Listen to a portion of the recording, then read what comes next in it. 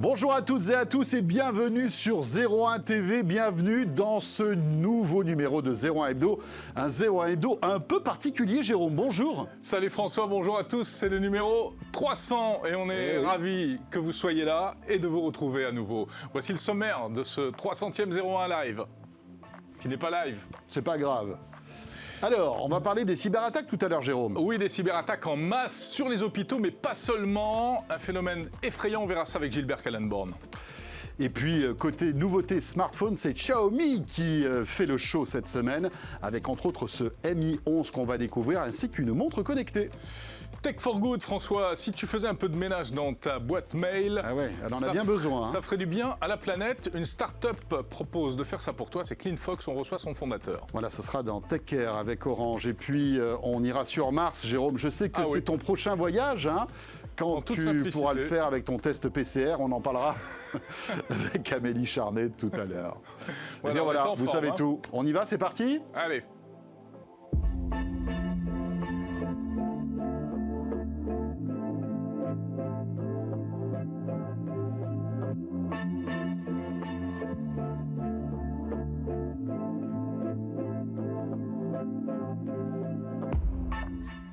Et tout a commencé donc, Jérôme, pour dans un garage. Ce 01 Hebdo. C'était le 23 janvier 2014. Waouh, 7 ans. Et le 18 février 2021, 7 ans et quelques semaines plus tard, nous en sommes à notre 300e numéro et on est ravis, bien sûr, de vous retrouver. Qu'est-ce qui se passe là ? Qu'est-ce qui se passe ? Je sais pas, on entend une drôle de musique. Eh oui, c'est un anniversaire... peu particulier. C'est joli. Alors on le découvre en même temps que vous. Oh là là, regardez ça. Mais il y a Laure Foulquier qui nous apporte, la productrice de cette émission, qui nous apporte des petits gâteaux. Alors. Oh, c'est gentil, Laure. Non, c'est comme ça. Voilà. Et voilà. Oh, c'est trop mignon. Nous avons 300 ans en quelque Joyeux sorte. anniversaire. Ah bah, Merci c'est bien. beaucoup, Laure. Merci à vous. Mais- Merci à Je vous. ne sais pas si on t'entend. Je sais pas si on m'entend, mais joyeux anniversaire au 01 Hebdo et on est vraiment ravis de fêter cet anniversaire ensemble. Alors, Jérôme, ne mange pas tout de suite les muffins. C'est qui les a fait, les muffins ? C'est Pierre, évidemment. C'est Pierre Thiolin, notre réalisateur cuistot. C'est comme ça qu'on l'appelle. Merci beaucoup. On les mangera tout à l'heure. Voilà. Et on va les cacher parce que j'ai pas envie que les invités les mangent. On sait crois jamais. Voilà. Laisse ça comme ça. Allez, on va souffler et on y garde va chacun le sien. Allez, attention. 1, 2, 3. 1, 2, 3. Voilà, et on vous souhaite évidemment plein de bonnes choses. Nous, on se souhaite aussi peut-être plein de nouveaux numéros de 01 Hebdo On espère. dans les semaines ou les mois qui viennent. Si on peut arrêter cette petite musique là, ça serait pas mal, parce que là, franchement, c'est assez violent. ça tourne. On l'a dans l'oreillette, voilà. Merci beaucoup. Bon, on est très ému parce qu'on ne s'y attendait pas. On n'était pas prévenus, on n'était pas dans la confidence. Donc c'est une surprise de la part de toute l'équipe qui prépare 01 Hebdo chaque semaine. Très bien. Laure Foulquier, Pierre Thiolin, Jean-David Duarte. Et voilà, c'était cool. Merci à eux. Bon, bah écoutez, malgré tout, l'anniversaire c'est une chose, mais l'actualité de la tech c'en est une autre. Et l'actualité ne s'arrête jamais et elle bouillonne en ce moment. Ça bouillonne du côté de la cybersécurité avec, eh bien, écoutez, une vague d'attaques, vous en avez forcément entendu parler, qui a touché des hôpitaux. 27 hôpitaux attaqués en 2020 en France. Et depuis le début de l'année 2021, on est même à une attaque par semaine, chiffre officiel annoncé par le ministère du numérique et par le secrétaire d'État Cédric O. Voilà, le nombre d'attaques a doublé.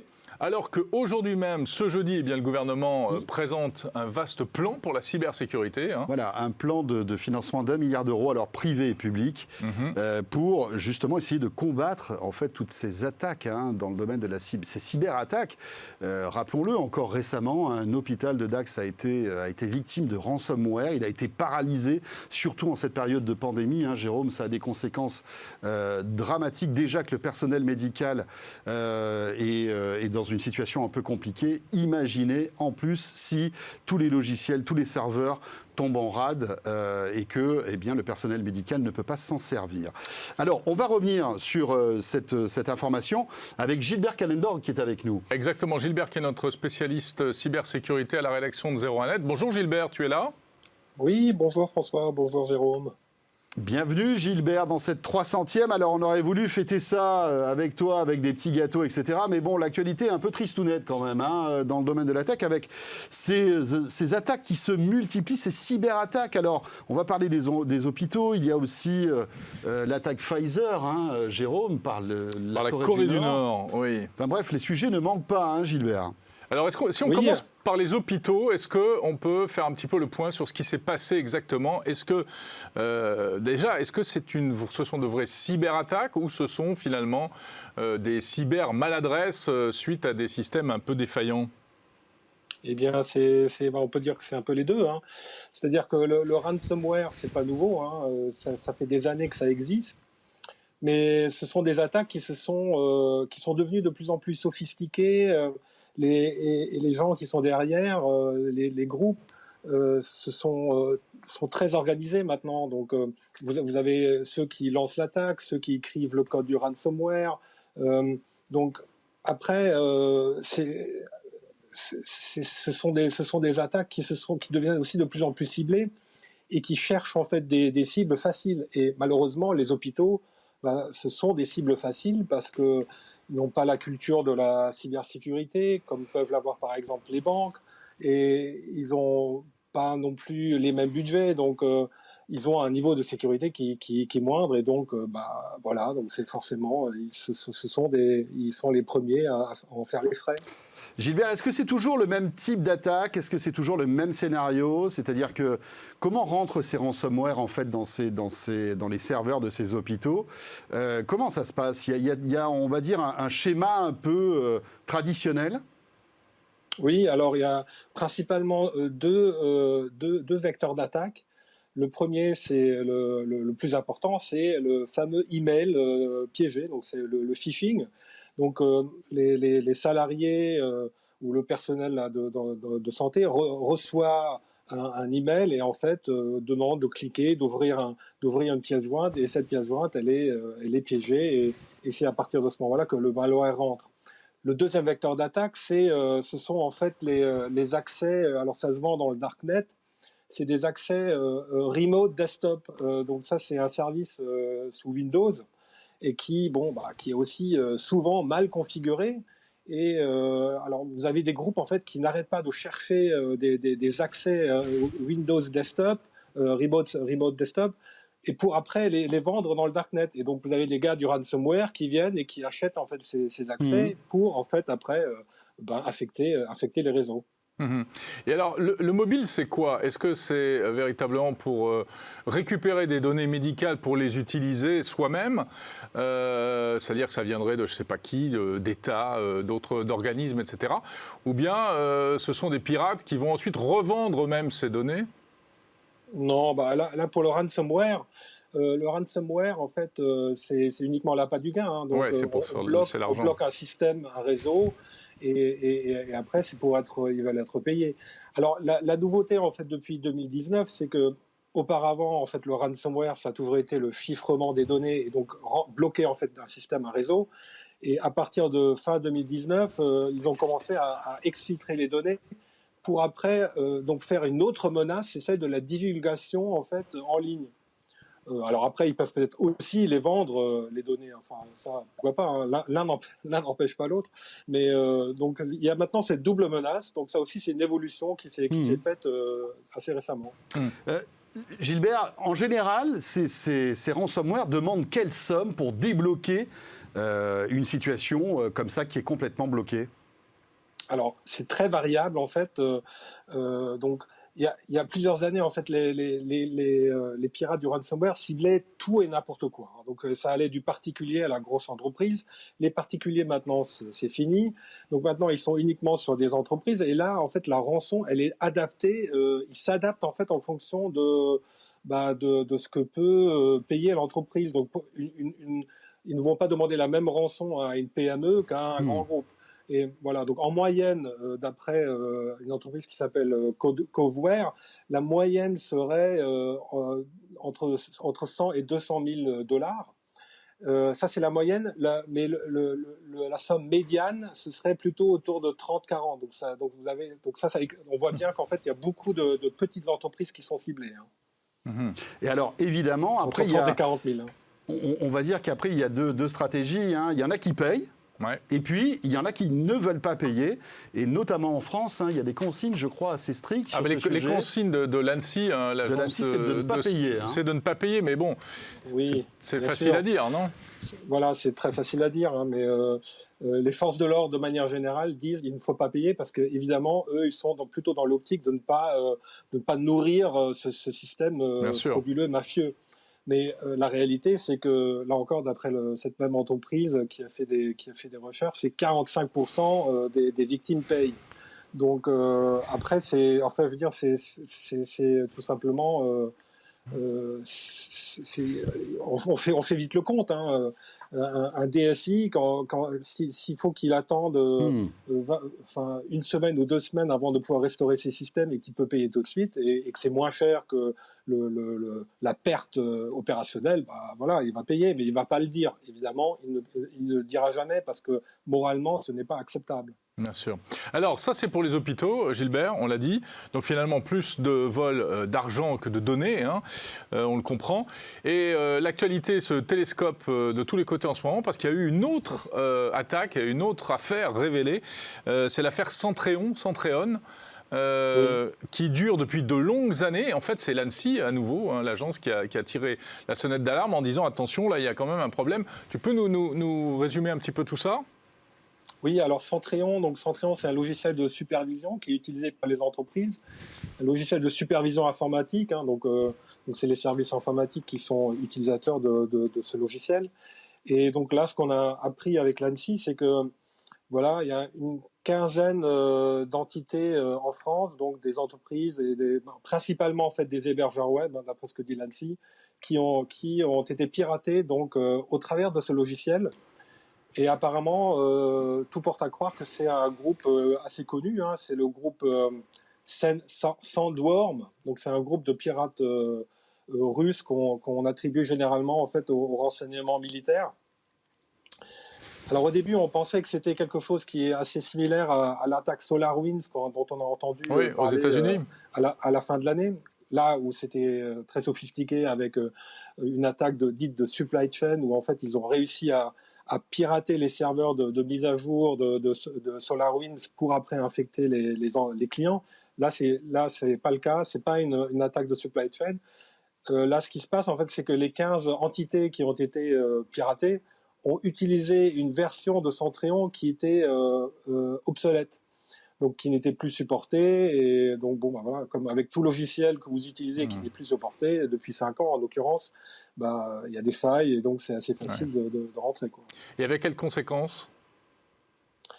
Les conséquences, pour l'instant, on ne les connaît pas vraiment. Donc là, ce groupe de pirates s'est introduit donc principalement des hébergeurs web, mais qu'est-ce qu'ils ont fait ? Qu'est-ce qu'ils ont pu prendre ? Est-ce que c'était pour un tremplin pour accéder à d'autres réseaux, d'autres entreprises ? Pour l'instant, on n'a pas encore ces informations. Ouais. Alors, c'est pas terminé, hein. L'actualité de la cybersécurité ne s'arrête jamais. Et autre titre d'actu de cette semaine, c'est la Corée du Nord qui aurait essayé de pirater en fait Pfizer-BioNTech. Vous le savez, hein, ce sont le laboratoire, le laboratoire qui fabrique le vaccin un peu star contre la Covid-19. Et c'est alors la Corée du Nord aurait piraté, et c'est la Corée du Sud qui le dit, hein, Gilbert. Oui, alors là, c'est une information qui provient des services secrets de la Corée du Sud et qui dit, des pirates nord-coréens ont tenté de s'introduire dans des serveurs du laboratoire Pfizer. Mais ils n'en disent pas plus, hein, on ne sait pas s'ils ont réussi, et s'ils ont réussi, qu'est-ce qu'ils ont pris. Donc là, on n'en sait pas beaucoup plus, mais après, c'est pas très étonnant, en fait, parce que Microsoft, les chercheurs en sécurité de Microsoft avaient déjà alerté en novembre dernier sur, en fait, la multiplication d'attaques sur les laboratoires. Et là, ils ont cité les hackers nord-coréens, mais aussi les hackers russes. APT28, hein, on le connaît bien, hein, APT28, c'est ceux qui ont piraté TV5 Monde. Et donc là c'est pas du tout la même chose que les ransomware, évidemment. Donc là, on est plutôt dans du piratage stratégique d'État qui font de l'espionnage et qui veulent avoir un gain, de l'information. Alors c'est quand même rigolo en fait que les hackers nord-coréens s'intéressent à ça, parce que en théorie, chez eux, il n'y a pas de virus. Donc, on peut se demander pourquoi ils s'intéressent au vaccin. C'est vrai qu'officiellement, je crois qu'il y a un cas de Covid. Non, il n'y en a pas du tout, même. Officiellement. Officieusement, à mon avis, je pense que le virus, lui, s'en fiche. Voilà. Il a traversé la frontière.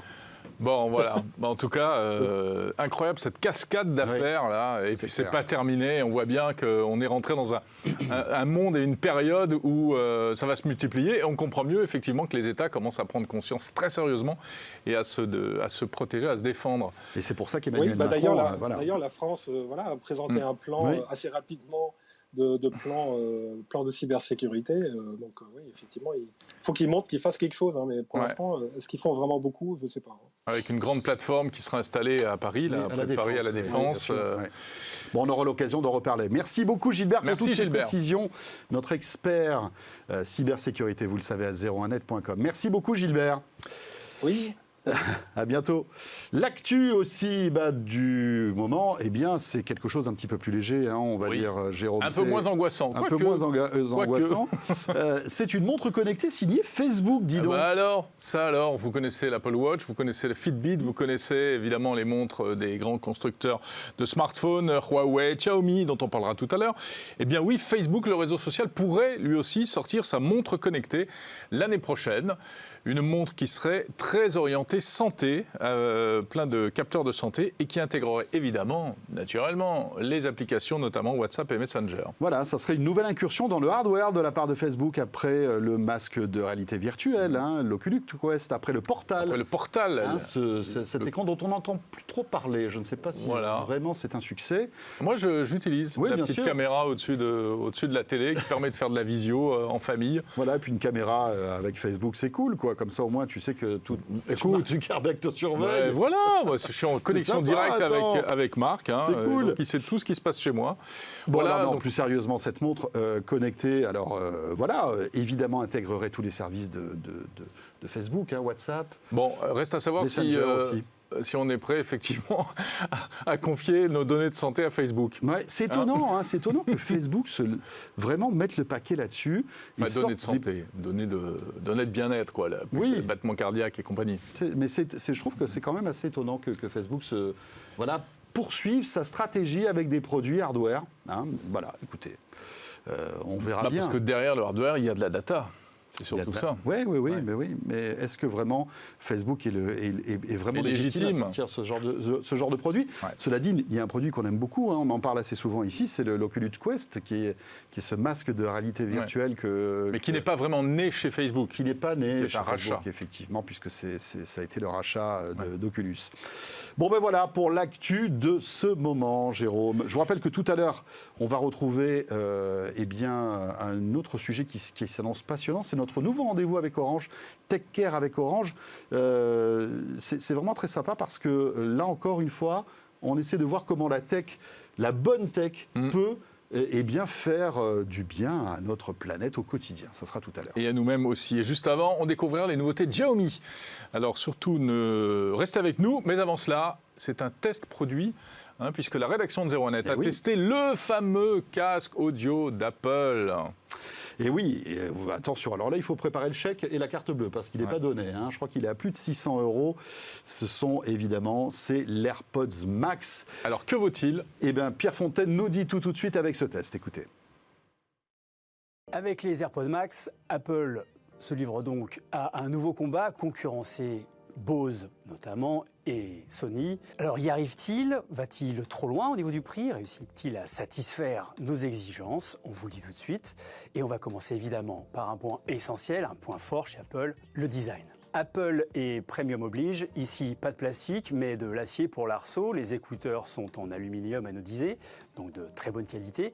Et puis l'ensemble, la mousse à mémoire de forme est amovible. L'avantage de cette structure plutôt rigide et en métal est que par rapport à un Bose par exemple en plastique, il ne va pas produire de bruit parasite quand vous allez bouger, courir ou tourner la tête. En écoutant la musique, il n'y aura donc pas ces petits grincements désagréables.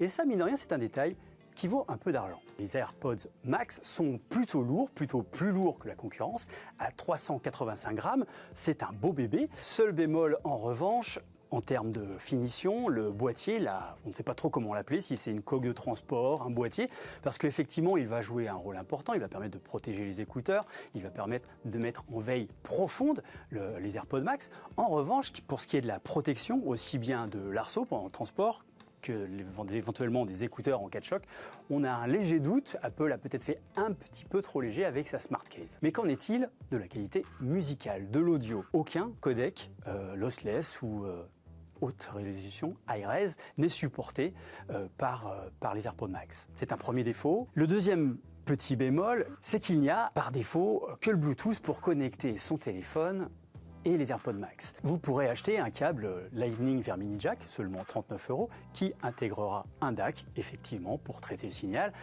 au bout duquel vous devrez mettre le petit dongle que vous pourrez acheter pour une dizaine d'euros, qui part du mini jack vers le Lightning. Les aigus sont très précis, incroyablement clairs, détaillés, ce qui est vraiment très plaisant. On aurait peut-être aimé un petit peu plus de détails quand on approche les médiums.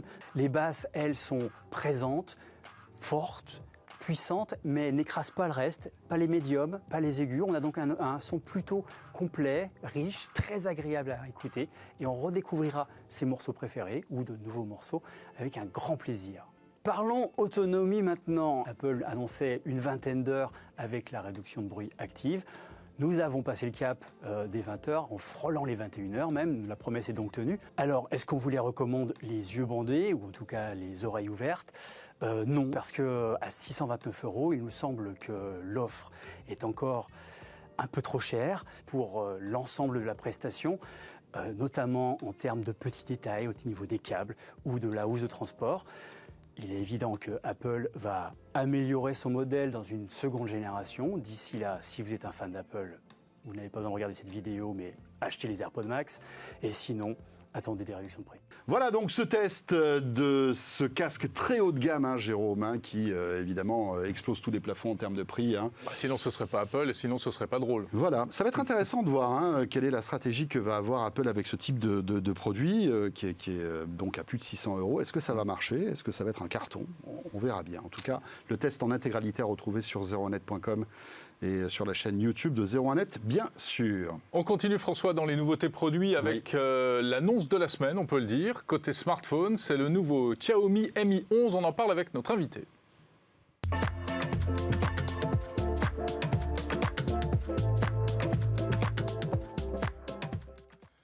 Et nous accueillons sur ce plateau Pierre-Alain Houard. Bonjour Pierre-Alain. Bonjour François, bonjour Jérôme. Et bienvenue sur le plateau de 01 Hebdo. Vous êtes directeur marketing de Xiaomi France. Xiaomi, exact. il faut s'appliquer pour bien prononcer le nom. Hein. Xiaomi. Xiaomi, c'est ça. Xiaomi. Et oui, voilà. Je crois que pour la première fois, je l'ai à peu près bien prononcé. C'est joli en plus. Comme... alors, pas mal de nouveautés pour Xiaomi, évidemment, hein, qui a l'ambition de devenir, on est d'accord, un acteur majeur dans le monde du smartphone en France et en Europe. Tout à fait, c'est même déjà un peu fait, on peut le dire. Mais c'est vrai que nos ambitions sont assez hautes. Hautes, c'est-à-dire? Quelles sont vos ambitions cachées? Vous voulez devenir numéro 1 des smartphones en France? Ça commence fort. Non, je pense que c'est l'ambition de tous les constructeurs en réalité, hein, de devenir le meilleur en qualité, le meilleur en rapport qualité-prix et le meilleur en vente aussi également. Voilà la particularité de Xiaomi de proposer des produits à l'excellent rapport qualité-prix. Alors vous avez annoncé donc là votre nouveau flagship. Tout à fait. Hein, le Mi 11 que vous avez sur ce plateau, hein, qui est là. On va le voir.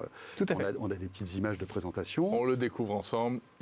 Ah oui, on peut remettre les images hein, même, je crois. Voilà. Alors, commentez-nous un petit peu tout ça.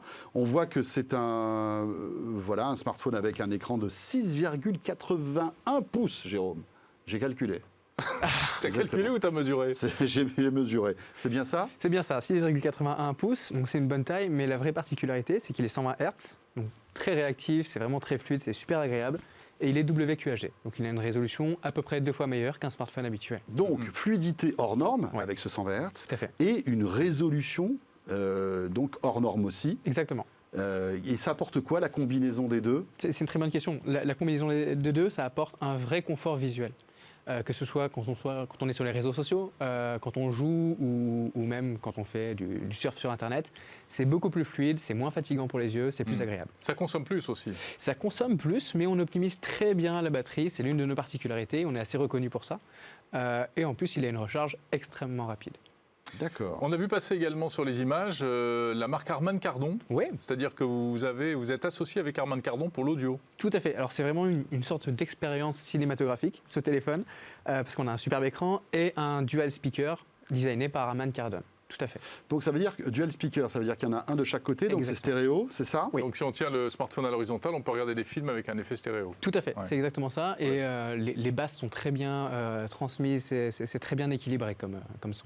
C'est rigolo parce que Harman Kardon appartient à Samsung, Oui, et malgré tout, vous êtes un concurrent de Samsung, mais vous avez du Harman Kardon. tout à fait. Alors Samsung a pris le parti pris de s'associer à AKG. Si je ne me trompe pas, et nous, c'est Harman Kardon. En effet, D'accord. c'est une filiale de Samsung, mais il y a quand même des séparations entre les deux groupes. Oui, c'est vrai qu'aujourd'hui, finalement, il y a plein de composants qui Bien sûr. se baladent Entre les- d'un constructeur à un autre. Et franchement, on a une différence de qualité, c'est pas que du marketing, quoi. Il y a vraiment, l'aspect son a été bien travaillé. Tout à fait. Alors de toute façon, Harman Kardon refuse de mettre son label si l'expérience n'est pas au rendez-vous. D'accord. C'est vraiment quelque chose qui est cœur à cette marque. Donc du coup, vous pouvez être sûr que le son, en effet, est de très bonne qualité. Alors, on parle peut-être un mot des capteurs photo. Mhm.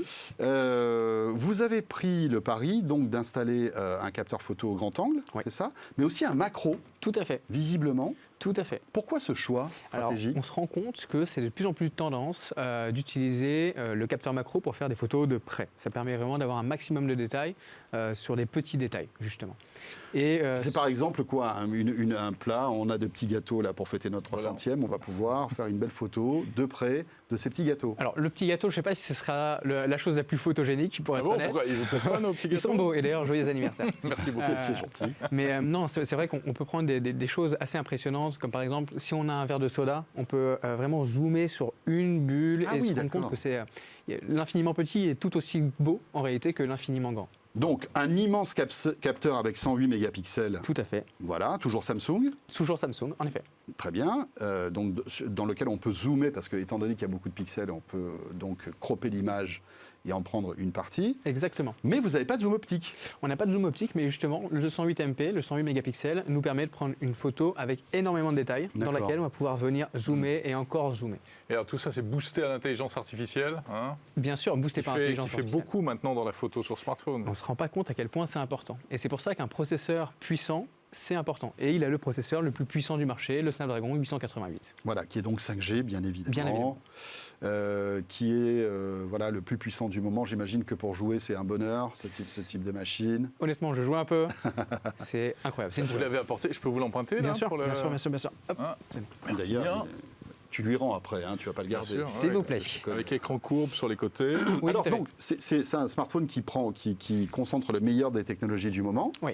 à un prix. Alors là, on retrouve un peu l'ADN de Xiaomi, Oui.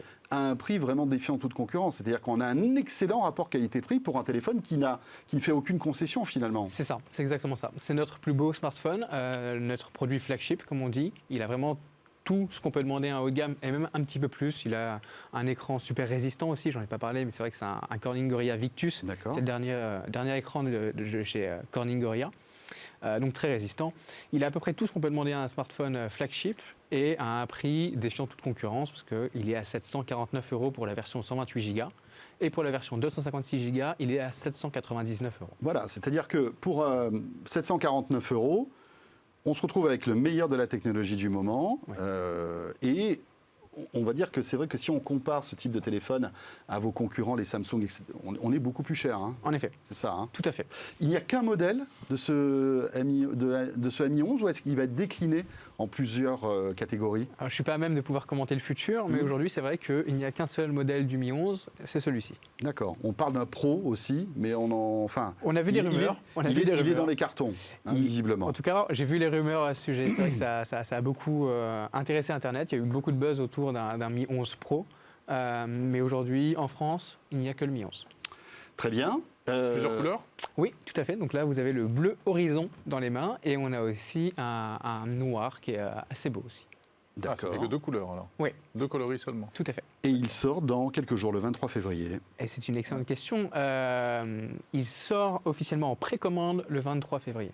Et c'est là D'accord. aussi où on a fait très fort, c'est qu'on aime bien faire des cadeaux de précommande. Oui. C'est un peu dans notre ADN de récompenser les mi-fans de la première heure. Et donc du coup, ce coup-ci, on va les laisser choisir leur cadeau. La dernière fois, ils ont pu choisir leur cadeau, ils ont eu une trottinette pour le Midisté Pro, donc c'est plutôt un beau cadeau. Et ce coup-ci, ils doivent voter. Et le cadeau maximal, c'est un aspirateur robot de la marque Xiaomi, bien sûr. Ah oui, j'achète un smartphone, j'ai un aspirateur robot. Exactement. Enfin non, c'est pas ça. C'est que je vote. Enfin, je peux choisir mon cadeau donc j'achète, je précommande, je vote pour mon cadeau idéal. Et c'est le cadeau qui aura le plus de votes que je recevrai. C'est même mieux que ça. En fait, ils ont quelques jours pour Compliqué, aller... ça peut paraître compliqué. Il y a un compteur de likes. Un compteur de likes sur une plateforme qui s'appelle lancement-xiaomi.fr/mi11. D'accord. Comme ça, je le dis. Et il y a un compteur de likes. Plus il y aura de likes, plus des paliers de cadeaux se débloquent. Ah. Arrivé à 50 000 likes, c'est l'aspirateur robot Xiaomi qui sera offert. Et donc chaque acheteur de ce téléphone recevra l'aspirateur robot. Pour la période de précommande. Pas mal, hein, quand même. Très bien. On dit un mot également de l'autre annonce de la semaine, qui est même toute fraîche, je crois. C'est une watch. Tout à Vous fait. sortez une watch connectée qui s'appelle la Mi Watch, avec un point technique très particulier, puisque vous annoncez 16 heures d'autonomie pour cette montre. 16 jours. 16 jours, 16 jours, jours pardon, oui, d'autonomie. pardon. Ah oui, c'est encore mieux. 16 heures, oui, c'était un peu court peut-être. 16 heures, c'est un peu court. 16 Ouais. jours, c'est vrai que C'est c'est très assez long. énorme. Alors voilà, on l'aperçoit. On l'aperçoit, donc elle est en différents coloris. La Mi Watch, oui, il y a je ne sais pas combien de couleurs, il y a une centaine de cadrans. Oui, on aime bien pouvoir customiser ces cadrans et c'est vrai qu'il y a énormément de cadrans, il y a 11 sports, donc on peut vraiment faire du sport avec et ça va tout analyser. C'est un très beau produit avec un écran OLED, une bonne batterie comme on l'a dit, 16 jours d'autonomie. C'est la quand première même- watch Xiaomi Non, on Non. avait sorti une Mi Watch Lite notamment D'accord. et le Mi Band Oui, qui c'est est vrai, le absolument. bracelet connecté le plus vendu, Oui. qui marche très très bien. Et qui a un excellent rapport qualité-prix, hein, le Mi Incroyable, Band, hein. également. Là, on est à 149 € pour cette watch, Tout à fait, et qui sort aussi en même temps. le 23 février. Voilà, très bien. Le rouleau compresseur Xiaomi est là, Jérôme. hein, Ouais, bon, et, après, il faut suivre hein, au niveau du service, du SAV, tout ça. Hein, On travaille vous attend- ardemment là-dessus. On vous et, attend au tournant. On est là, on vous attend. Y a Voilà, pas de et problème. puis ça, évidemment, on attendra le verdict du labo 01net Bien pour sûr. le Mi 11 que je vous rends. Et je l'ai bourré de photos de nos petits gâteaux. Et hein, j'ai ça, hâte de vous allez voir vous ça. régaler. et Ça ira sur Nicolas, notre Instagram. et Nicolas Lelouch se fera un plaisir de réaliser le test, bien évidemment. Merci beaucoup, Pierre-Alain Houard, directeur Merci à vous. marketing chez Xiaomi, donc France. Jérôme, il est temps de retrouver notre nouveau rendez-vous. Dorénavant, vous le savez, chaque semaine dans 01 Hebdo, c'est Tech Care avec Orange.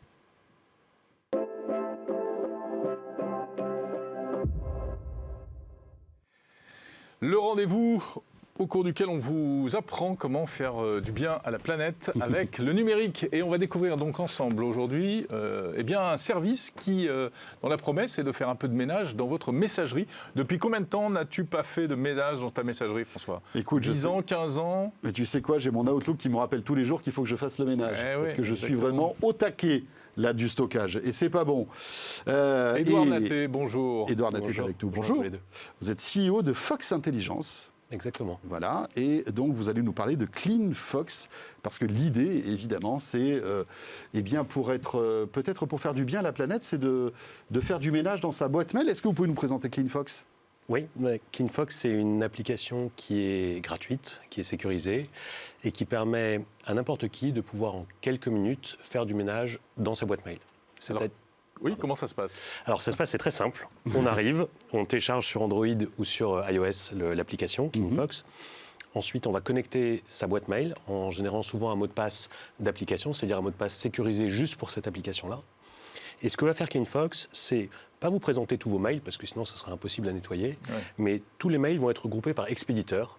Et on va par exemple voir une petite carte qui va s'appeler Newsletter Amazon, taux d'ouverture 5% par exemple, et l'utilisateur va avoir 3 choix comme sur Tinder. Enfin, sur Tinder, il y en a 2. Mais nous, on en a 3, mais on peut swiper. À gauche, on supprime tout l'historique, mais on reste abonné. À droite, D'accord. on supprime l'historique et on se désabonne. Et en haut, on considère que c'est important, on garde tout. Et en fait, ce geste tout simple, il permet en quelques minutes de nettoyer sa boîte mail pour n'importe quel utilisateur. Pas mal. Et donc, c'est comme si je mettais tout à la corbeille, que je vidais la corbeille en fait, de mon mail. En fait, Parce que c'est vrai que quand on est abonné, je sais pas moi, à Gmail ou à Outlook, etc., il y a 2 actions à faire. Il y a vider, enfin, supprimer un mail, et puis après, au bout d'un moment, supprimer la corbeille, en fait. et éventuellement même se désabonner, Et voilà. dans le cas où on veut se désabonner. Et en plus, éventuellement, se désabonner. Et en fait, le désabonnement, c'est quelque chose qu'on a observé qui n'est pas forcément demandé par les utilisateurs. Ce qui est demandé par les utilisateurs, c'est qu'un mail lu ou non lu, qui soit supprimé de manière automatique. Ouais. Et c'est une des choses que CleanFox permet de faire. Et pourquoi c'est important ? Parce que, en fait, les emails, quand on les stocke, ça génère du CO2. Pas quand on les reçoit, pas tellement, c'est quand on les stocke. Parce que ça prend de la place, en fait, c'est ça ? Exactement. Ça prend de la place sur des data centers. Oui, parce qu'on croit qu'ils sont chez nous, ils sont surtout sur des data centers. Exactement, avec des accès haute disponibilité, il y a de la redondance parce que comme c'est des données importantes, il faut les dupliquer, etc. Et en fait, chaque mail, c'est 10 grammes de CO2 par an. Alors en soi, ce n'est pas un problème juste pour un mail. Chaque mail, 10 grammes de CO2 par an, d'après l'ADEME et Greenpeace. Ouais. Les chiffres ont été un peu contestés. Alors les chiffres ont été contestés parce qu'au début, les chiffres étaient beaucoup plus élevés. Et on avait pris des chiffres avec une pièce jointe de 1 mégaoctet. Alors effectivement, quand on regarde des newsletters, bon... En plus, après, ils ont été contestés parce que dans les newsletters, parfois l'image n'est pas stockée dans le mail, elle est stockée sur un serveur à l'extérieur et ça se télécharge au moment où on arrive. Oui, en fait, le consensus, il est autour à peu près effectivement de 10 grammes de CO2. C'est une moyenne. Une moyenne. Okay. Et ça, c'est pour un petit mail, 10 grammes de CO2. Quand Jérôme m'envoie ses photos de vacances avec je ne sais pas combien de pièces jointes. Avec 3 PDF, là, de l'audio c'est et de la 10 vidéo. grammes. Alors, le mail dans lequel il y a beaucoup de pièces jointes, effectivement, c'est plus que 10 grammes. Ouais. Mais il se trouve qu'en moyenne, quand on regarde une boîte mail d'un utilisateur normal, c'est-à-dire avec des newsletters, avec des mails perso, des pièces jointes, etc., c'est à peu près 10 grammes de CO2 par mail. Donc, si demain, le monde entier, enfin tous les utilisateurs et tous les possesseurs de boîtes mail se tenaient la main et faisaient un ménage avec votre service ou avec d'autres, on ferait des économies de CO2 monstrueuses. En fait, pour se donner une idée, aujourd'hui, on a sur CleanFox à peu près 4,5 millions d'utilisateurs. On en a eu 3,5 millions sur portable et puis le reste sur desktop. Et en 2020, l'année dernière, on a supprimé 4 milliards de mails. Ça fait 40 000 tonnes de CO2. Et pour essayer de se donner une idée de ce que ça fait 40 000 tonnes, quand on regarde les accords de Paris aujourd'hui, un Français qui fait 11 tonnes de CO2 par an doit en faire 2, donc divisé par 5.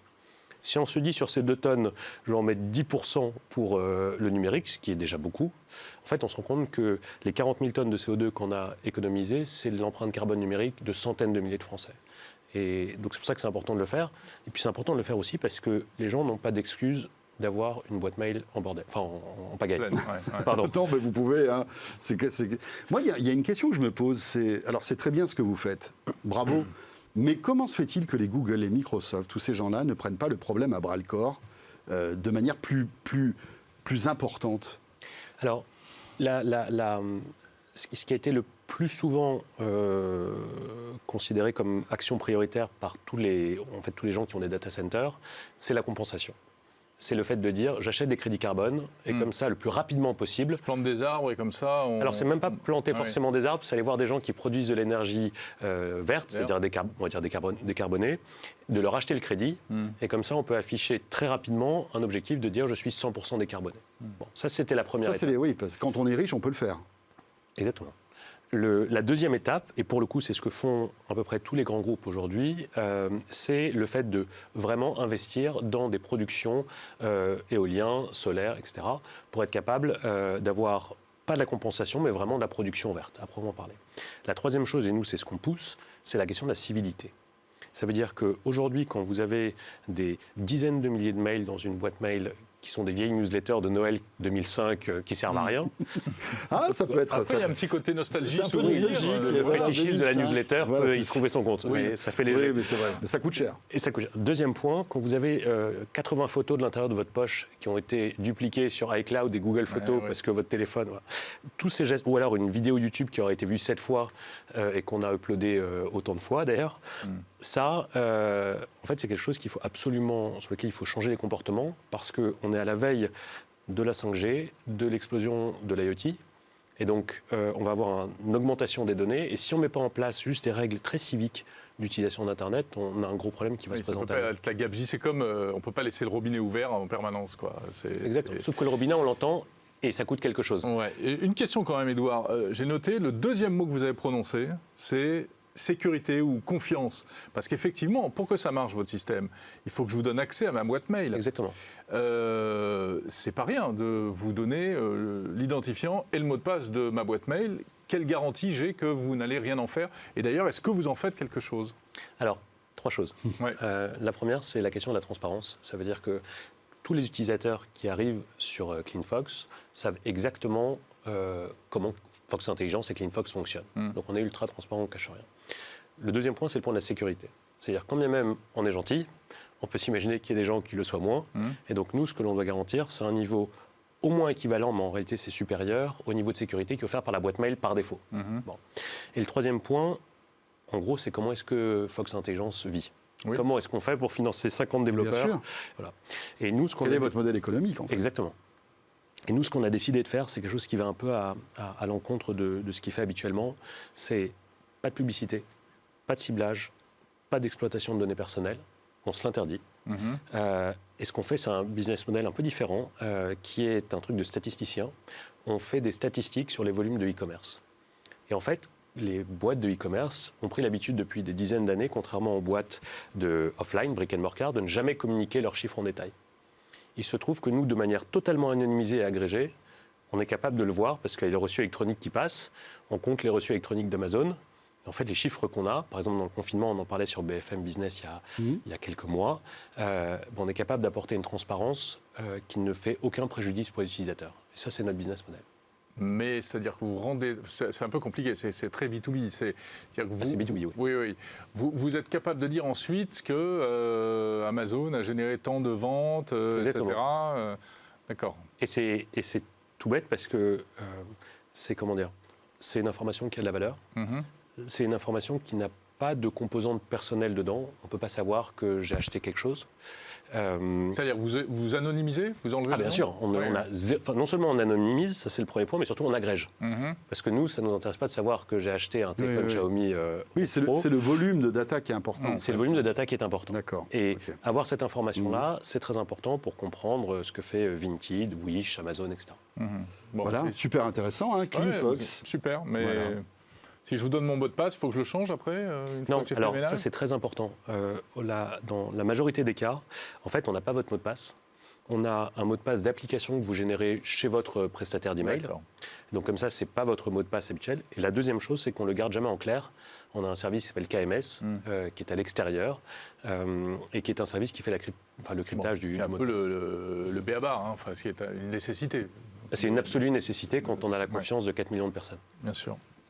Merci beaucoup, Édouard. Merci à vous. Voilà, CEO de Fox Intelligence. À tester, hein, CleanFox. Voilà, c'était très intéressant. Notre rendez-vous de Tech Care. Très belle démarche. Jérôme, que dirais-tu d'aller faire un petit détour sur Mars? Hors 10 minutes, J'allais te pas le loin. proposer, oui, voilà. Allons voir un peu à quoi vont ressembler nos prochaines vacances sur la planète rouge, puisque la journée est historique, je crois qu'on peut le dire. Exactement. On va voir ça. Le commandant de bord du vaisseau qui nous emmène sur Mars, c'est Amélie Charnet.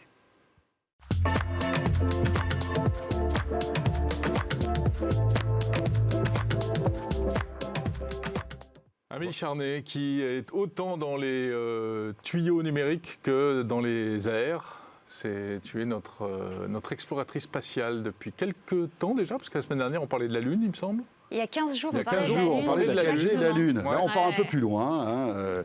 En tout cas, bienvenue dans cette 300e de 01 Hebdo, ma chère Amélie. Eh bien oui, regarde, tu vois, on a des petits gâteaux là comme ça qui n'attendent que d'être mangés. Jérôme les a mis de son côté, tu as vu, c'est mauvais signe pour moi, je pense que je ne vais pas beaucoup les goûter. Amélie, est-ce que tu es prête à piloter le vaisseau spatial qui va nous emmener sur Mars?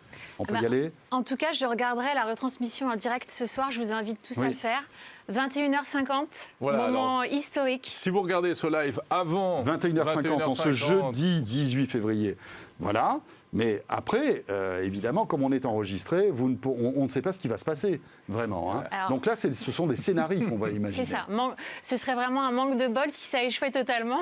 Non. Mais il faut quand même savoir que 40% seulement des missions martiennes réussissent. Zut. Donc c'est à haut risque. C'est pour ça que l'atterrissage, la NASA appelle ça les 7 minutes de terreur. Parce que tout peut arriver. Et c'est vrai que le vaisseau spatial arrive à une vitesse folle dans l'atmosphère martienne et que c'est très délicat de le faire atterrir. Alors Amélie, qu'est-ce qui va se passer ce soir, donc à 21h50 ? Alors 21h50, normalement, c'est l'heure à laquelle le rover va se poser sur le sol. Mais juste avant, donc, il y aura eu ces 7 minutes de terreur. Donc il va rentrer dans l'atmosphère martienne. Il va déployer un parachute pour ralentir sa vitesse, parce qu'il arrive quand même à 21 000 km/h. Oui. Donc c'est un tout petit peu élevé. Ça va vite. Ensuite, bon, il se sépare de plein de choses, de plusieurs étages. Et puis, il a la faculté, cette fois-ci, par rapport aux autres sondes, comme il y avait eu La dernière fois, c'était en Curiosity. 2012, c'est ça? Tout à fait. Curiosity. Voilà. Et là, cette fois-ci, il va arriver à visualiser sa position. Il aura déjà en fait enregistré des cartes qui ont été faites avant par les scientifiques. Il a des caméras. Il va les comparer et donc il va se repérer et savoir les endroits à éviter, les endroits privilégiés. Pour atterrir au moment, à l'endroit idéal. À l'endroit idéal. Et au moment idéal, exactement, moment aussi. idéal. Parce que jusqu'à maintenant, il se basait sur son altitude et sa vitesse. Et là, il va vraiment se baser sur sa position.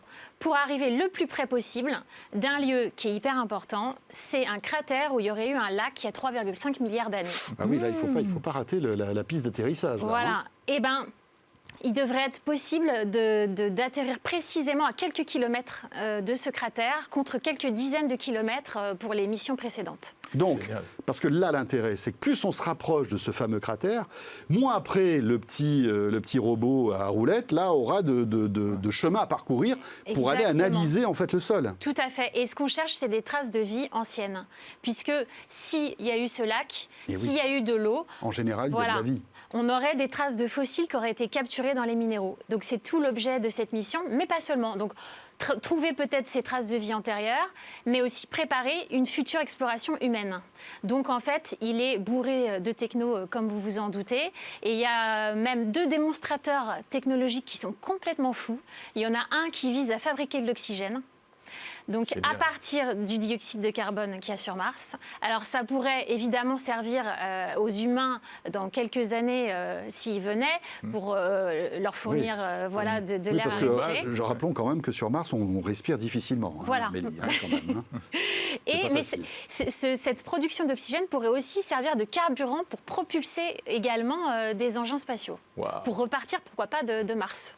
Donc, alors, Donc c'est une mission qui a une importance capitale. oui, ça va déterminer. Alors, on aura une connaissance détaillée et fine à un degré qu'on n'a jamais eu de Mars. Donc, certifier qu'on a bien des traces de vie antérieure et préparer cette exploration humaine. Et alors, il y a aussi Alors, on a parlé du démonstrateur pour fabriquer de l'oxygène qui est complètement fou. Il va y avoir une espèce d'hélicoptère, une espèce de drone aussi, qui doit prouver qu'on est capable de survoler Mars, ce qui est hyper dur parce qu'en fait, l'atmosphère n'est pas du tout la même que sur Terre. L'air Donc est pas la beaucoup même plus- gravité, etc. Et il y a beaucoup moins de gravité. Donc en fait, il fallait un drone hyper léger avec des pales hyper grandes qui tournent hyper vite. Alors, on avec voit les images là depuis tout à l'heure. En plus, moi, je suis fasciné par ces images Ah, mais qu'on c'est incroyable. qu'on est en train de regarder. Ouais. Et tes commentaires sont parfaitement adaptés, Amélie. Et effectivement, on voit ce drone avec ses très grandes hélices. Alors c'est un drone qui a une autonomie de 90 secondes. Hein. Oh 90 secondes. Mais qu'est-ce Oui, qui- parce qu'en fait, qu'est-ce qu'on il, fait en est- 90 il se secondes recharge avec des panneaux solaires. Ouais. Et donc, alors, il tourne 90 secondes, hop, et là, il met une journée à tout réengranger, à recharger sa batterie.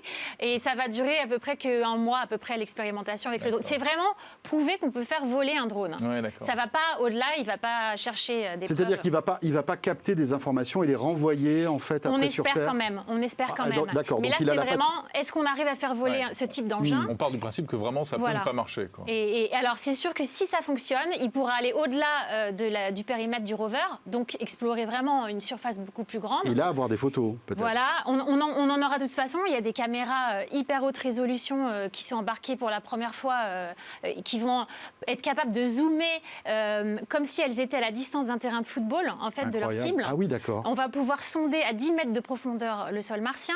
Et puis, alors pour moi, le plus fou, c'est le système de collecte des échantillons de roches. Ah oui, ça c'est génial. Alors, mais qui est incroyable. La sophistication, donc c'est complètement robotisé. Donc vous allez avoir un bras robotisé, donc ça c'est assez commun, les autres rovers en avaient aussi, mais il y a une foreuse qui va donc prélever des carottes du sol martien. Ensuite, elle va les mettre dans des petits containers qui vont être scellés hermétiquement. Elle va les éparpiller sur le sol martien.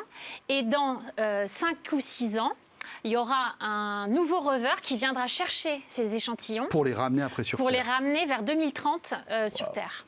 C'est Et incroyable. on aura eu, pour la première fois, récupéré des échantillons du sol martien. Oui, parce qu'aujourd'hui, on va sur Mars, mais on ne revient pas. En fait, non, on fait toute l'analyse à distance. Voilà, là, dans quelques années, en théorie, on pourra aller sur Mars et revenir. Et ça sera peut-être le premier, on va dire, la première étape, on va dire, historique, pour après faire peut-être atterrir des humains sur Mars. Alors, vraisemblablement, vers 2030, on pourra peut-être envoyer une mission habitable, mais qui ne se posera pas sur Mars, parce que le problème, c'est de faire revenir les gens ensuite. Déjà qu'ils vont mettre à peu près 2 ans pour venir, pour arriver sur Mars. C'est, voilà, faut que quelqu'un soit d'accord pour y rester, finalement. Oui, c'est ça. Il y a eu des films qui l'ont raconté déjà. Il y a des très bonnes séries. Elon Musk raconte des trucs incroyables. Il veut d'abord construire une espèce une base pour que les gens puissent y vivre, effectivement. Et tout ça, ça sera installé par des robots. Et puis après, évidemment, il y aura des humains qui pourraient peut-être vers 2040. On peut envisager qu'il y ait des humains qui atterrissent sur le sol martien. Voilà. Rappelons, en 1969, c'était le premier pas de l'homme sur la Lune. Peut-être que, moins de 100 ans après, on aura le premier pas de l'homme sur Mars. Et ça sera peut-être une femme. Et ça, espérons, ça serait formidable. Tu es sur les rangs ou pas, Amélie? Non, peut-être ma fille. On lui souhaite, on lui souhaite. Vous avez vu que là déjà l'ESA fait une campagne de recrutement d'astronautes. Donc, bien sûr. Il faut trouver les futurs Thomas Pesquet, en fait. Tout à fait. Et ceux-là iront probablement sur la Lune déjà et peut-être sur Mars.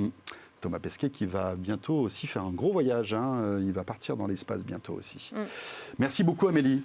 Voilà, tous ces sujets incroyable. Voilà, pour terminer ce 01 Hebdo, un peu de poésie et de fantastique, c'est incroyable. Enfin, du fantastique, c'est même pas du fantastique, c'est la réalité. C'est la réalité. Voilà. Alors, bien sûr, au moment où vous allez regarder ce 01 Hebdo, on connaîtra le fin mot de l'histoire, en espérant que ce robot ait pu atterrir sans encombre. Que tout sera bien passé. Merci Amélie. Merci beaucoup Amélie. Voilà, c'était la 300e de 01 Hebdo. Et tiens, on va vous proposer un petit goodies, un petit événement. En plus, vous avez certainement entendu parler du fameux réseau social Clubhouse où on discute de manière audio. Eh bien écoutez, on vous donne un rendez-vous si vous regardez encore une fois ce live, cette émission donc ce jeudi 18. On vous propose de nous retrouver sur Clubhouse. À quelle heure, François? Allez, 22h. Allez, 22h. Oui, parce que moi, juste avant, je suis à l'antenne. Je suis sur Tech & Co sur BFM Business. Donc à 22h, on se rejoint. Toi, tu seras sur ton iPhone, moi je serai sur mon iPhone et on se rejoint sur Clubhouse. Voilà, et on parlera de cette 300e, on parlera de 01 Hebdo, on parlera de vous, on parlera de 01 TV, puis on discutera ensemble pendant une 30-40 minutes, on verra. T'as vu, on a retrouvé des images d'archives là, que Jean-David nous envoie. Il doit bien rigoler en diffusant ça, je le connais. Bon, terrible. Allez, on va tenter l'aventure Clubhouse ce soir, on verra bien ce qui se passe. On compte sur vous si vous avez une invitation. Alors voilà, on sait que c'est un peu rare, on n'en a pas malheureusement à vous donner, mais si vous en avez, rendez-vous ce soir à 22h. Et on se retrouve la semaine prochaine, bien sûr, pour tout le monde. Il n'a pas besoin d'invitation pour retrouver 01 Hebdo, à la fois sur la chaîne 01 TV, sur les box, YouTube et 01net.com. Merci de nous suivre, à très vite, salut à tous.